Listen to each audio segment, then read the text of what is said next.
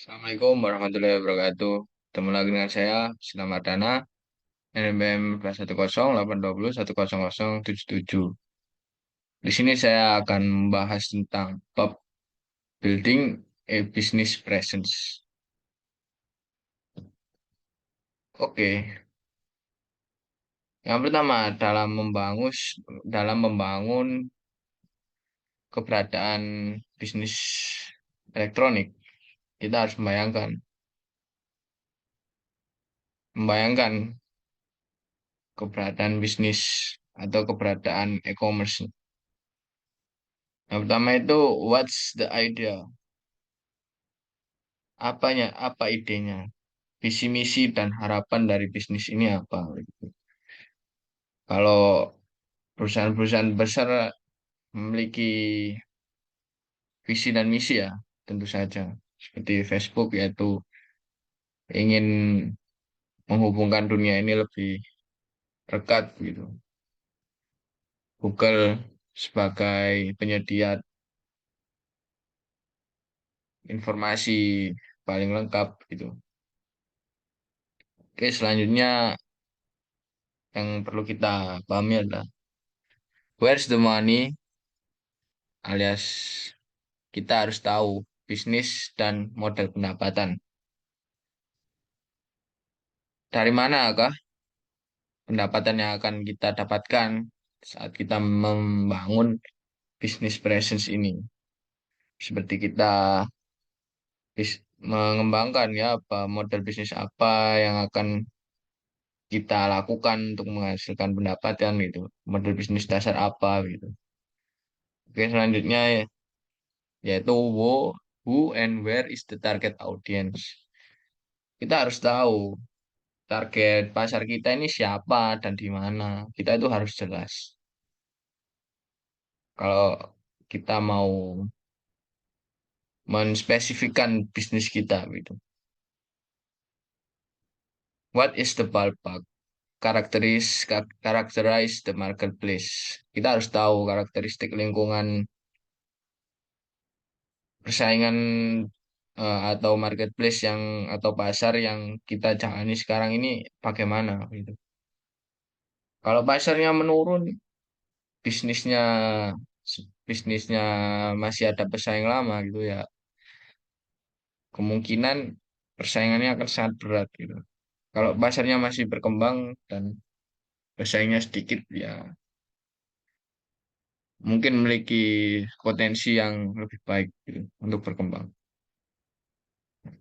Know yourself, menggunakan analisis SWOT.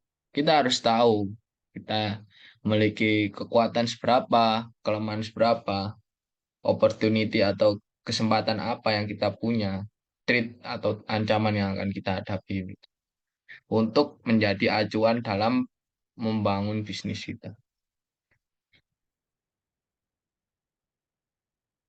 Oke, selanjutnya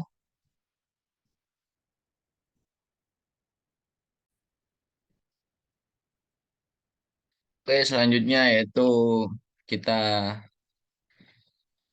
dalam subbab building a commerce presence dengan systematic approach atau dengan pendekatan sistematik. Kita dalam pendekatan sistematik ini, kita harus tahu tim kita ini memadai apa tidak di dalamnya. Apakah mereka ini kompeten begitu dalam dalam menjalankan atau menjalankan proses bisnis yang akan mengantarkan ketujuan awal ya, ketujuan bisnis awal kita gitu. Oke, selanjutnya itu membuat perencanaan. Kita membuat perencanaan ini sesuai itu ya, sesuai SDLC e-commerce, yaitu System Development Life Cycle. Ya, yang pertama dalam SDLC ini kita harus memiliki planning ya, mengidentifikasi tujuan bisnis ini seperti apa ke depannya. Apakah bagus atau tidak, atau kita harus tahu menspesifikasikan tujuan kita, mengidentifikasi satu persatu. Selanjutnya itu sistem desain. Nah, di sistem desain ini kita menspesifikasikan seperti desain-desain apa yang akan dilakukan gitu. Desain-desain yang akan dibangun ini seperti apa gitu. Arsitektur apa yang akan digunakan, komponen interface apa yang digunakan gitu. Ini masih itu ya, masih desain ya, mengspesifikasikan apa yang akan dibangun. Nah, selanjutnya itu yaitu building the system, yaitu kita membangun sistem ini yang sudah yang sesuai rujukan dari itu ya, dari proses proses sebelumnya, yaitu sistem desain. Di dalam building the system ini ada beberapa cara ya membangunnya. Ada yang in-house dengan caranya sendiri, ada yang outsourcing, begitu. Outsourcing itu dengan bantuan source atau pihak lain, gitu, tenaga kerja lain. Selanjutnya itu testing. Kita harus tahu apakah yang kita rencanakan ini sudah sesuai atau tidak gitu. Yaitu kita menggunakan testing. Pengujian unit ini melibatkan pengujian modul program situs satu persatu. Seperti pengujian sistem ini melibatkan pengujian situs secara keseluruhan. Uji penerimaan atau memverifikasi bahwa tujuan bisnis dari seperti yang awalnya dipahami sebenarnya berfungsi. Maksudnya ini apakah sudah berfungsi sesuai rencana awalnya gitu.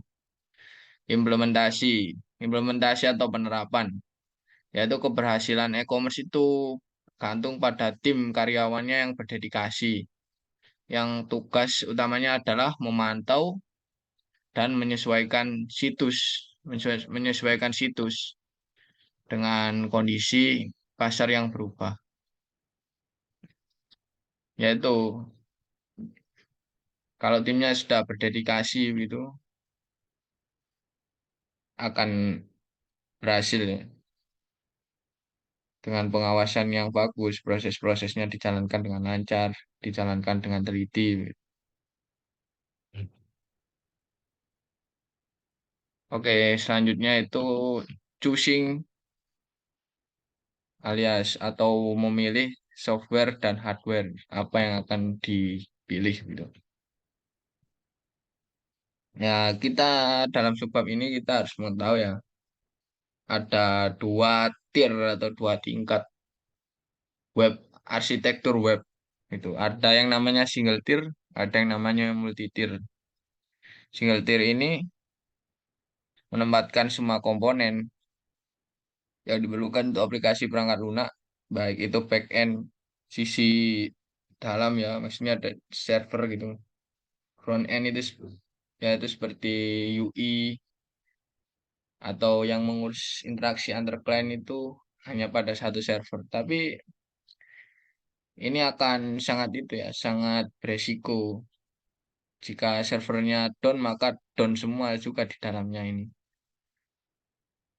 Jika ada kerusakan data, tidak eh, otomatis juga akan hilang semua datanya di dalamnya ini.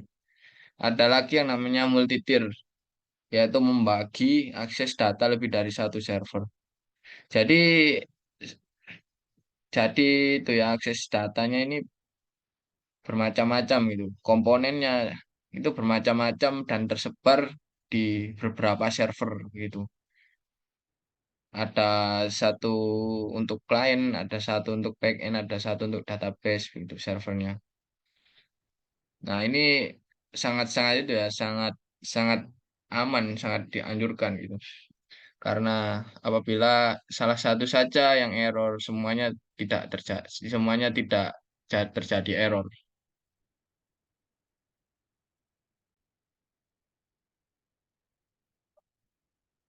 Nah, selanjutnya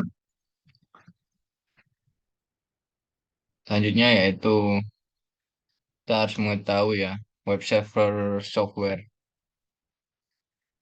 Yang terkenal pada web server software yang sekarang ini digunakan yaitu Apache. Apache ini sudah menguasai 52% pasar ya di seluruh dunia dan bekerja dalam sistem operasi Linux dan sistem operasi Unix. Kenapa kita perlu web server ya? Karena situs e-commerce ini memerlukan perangkat lunak web server untuk menjawab permintaan pelanggan dalam laman HTML dan XML.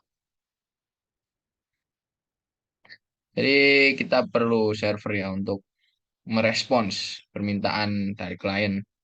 Ya nanti ditampilkan dalam format HTML dan XML. Untuk yang belum tahu, Unix ini merupakan bahasa pemrograman asli internet dan web. Nah, Linux ini adalah keturunan dari bahasa Unix yang dirancang untuk komputer pribadi. Apache ini dikembangkan oleh inovator internet di seluruh dunia. Nah, yang selanjutnya itu e-commerce merchant server software functionality. Fungsionalitas apakah yang perlu ada dalam e-commerce merchant server ini ya? Perangkat lunak server, perangkat lunak server e-commerce atau Eniaga ini harus menyediakan fungsionalitas dasar yang diperlukan untuk penjualan online, seperti menampilkan katalog, melakukan pengambilan pengambilan barang, pembayaran dan lain-lain. Itu harus ada online katalog, yaitu perusahaan yang ingin menjual produk di web harus memiliki daftar atau katalog online. Produk-produknya harus tersedia di situs webnya. Credit card processing, ya ini biasanya untuk transaksi ya. Situs ini biasanya bekerja bersama dengan perangkat lunak pemrosesan kartu kredit. Jadi sudah terintegrasi dengan perangkat lunak lainnya yaitu untuk memproses perangkat lunak ini untuk memproses pemrosesan kartu kredit. Oke, selanjutnya yaitu order order ini ya. Order e-commerce sites tool yaitu tools atau perangkat perangkat lain untuk situs Eniaga ini ya. Dalam mendesain itu ya, dalam mendesain e-commerce, e-commerce site atau situs e-commerce ini ya harus itu ya harus mengikuti 8 faktor penting untuk kesuksesan desain e-commerce sites gitu. Yang pertama yaitu kegunaan. Kegunaannya harus jelas ya, harus sangat-sangat membantu ya kegunaannya. Fungsionalitasnya harus sangat membantu, informasinya harus jelas, kemudahan penggunaan harus mudah juga, harus mudah digunakan. Navigasi yang redundan. Nah, navigasi yang redundan ini navigasi yang selalu ada, gitu, selalu ada apabila kita membutuhkan untuk entah itu untuk mengakses informasi lain, untuk membuka laman lain yang penting gitu. Kemudahan pembelian. Nah, ini untuk melakukan pembelian itu mudah. Orang awam pun harus paham, bisa paham maksud saya ya. Fungsionalitas multibrowser, grafik sederhana, teks yang dapat dibaca.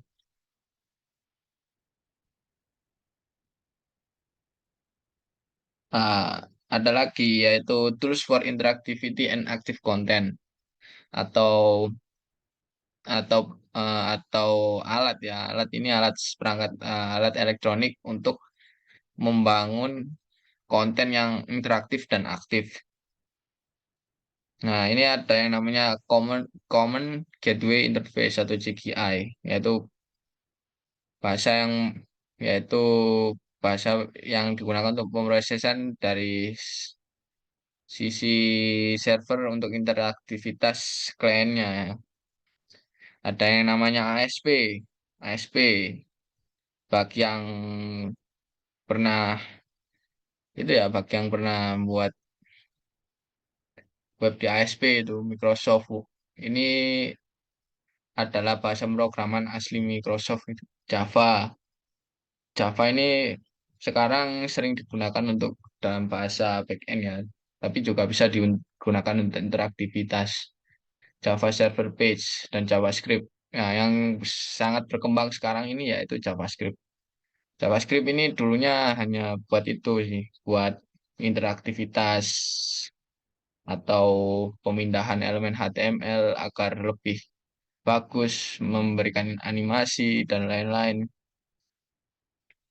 Ya, sekarang bisa digunakan untuk backend juga menggunakan Node.js bagi yang tahu.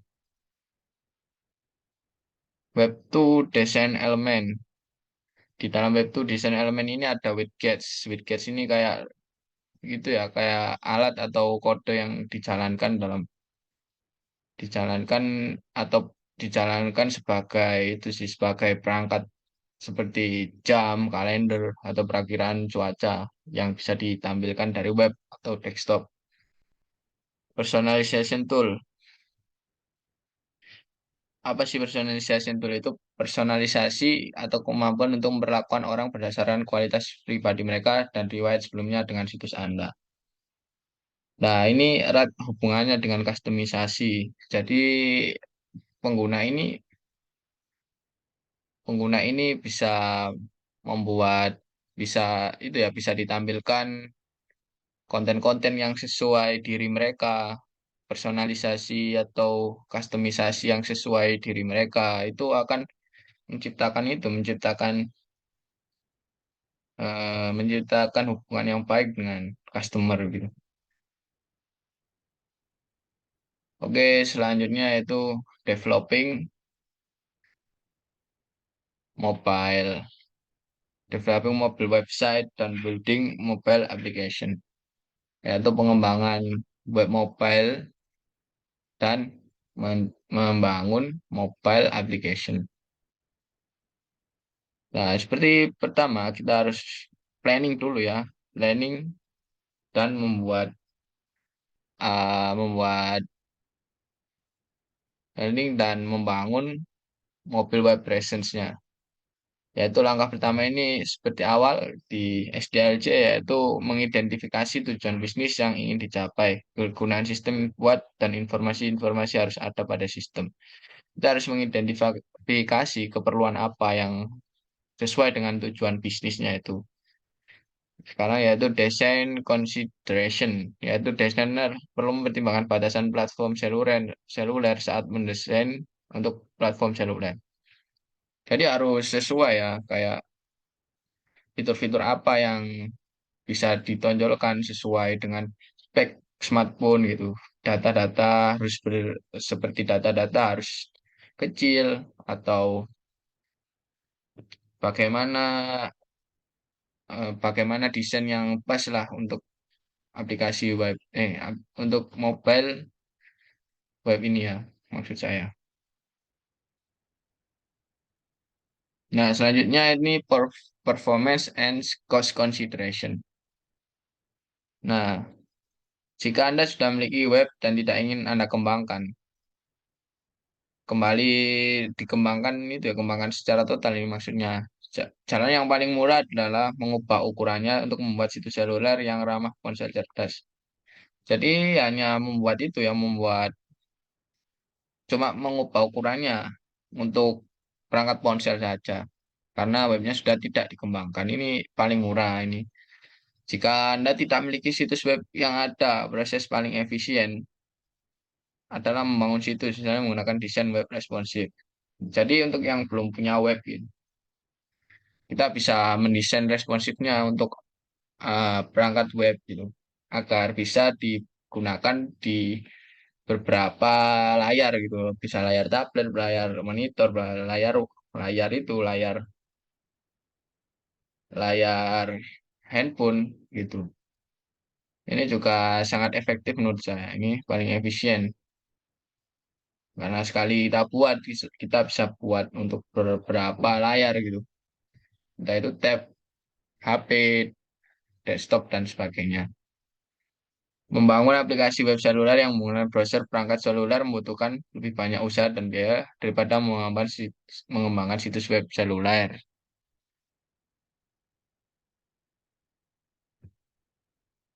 Nah, ini ada jalur yang paling mahal ini, yaitu jalur menuju mobil berhasil adalah dengan membangun aplikasi asli. Jadi kita membangun benar-benar membangun aplikasi asli itu, asli untuk Android itu, APK.